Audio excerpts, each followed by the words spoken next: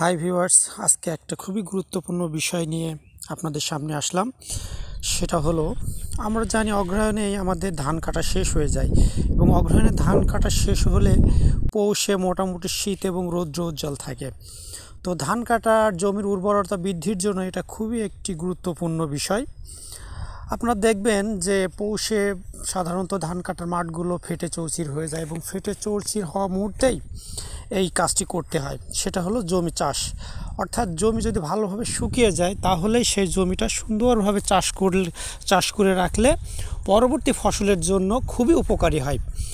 যেমন চাষ করলে জমিটা ভালোভাবে শুকায়, আগাছা দমন হয়, অভ্যন্তরীণ পোকামাকড় সহ যাবতীয় সমস্যা, বা যদি মাটি শোধন বা চষার পরে কখনো যদি চুন দেওয়ার প্রয়োজন হয় তাহলে এগুলা দিলে খুবই ভালো হয়। এছাড়াও মাটির বুনেট বা গঠনের দিক থেকে খুবই উপকার হয়। আমরা জানি মাটি গঠনের 25% পানি, 25% বায়ু এবং 45% অজৈব সহ 5% জৈব, এগুলো নিয়ে মাটি গঠিত। জমি চষলে সবচেয়ে বড় উপকার, বায়ু চলাচলে সুবিধা হয় এবং পরবর্তী চাষে পানি খুবই কম লাগে, সব পোকামাকড় আক্রমণ এবং জমির উর্বরতা খুবই বৃদ্ধি পায়।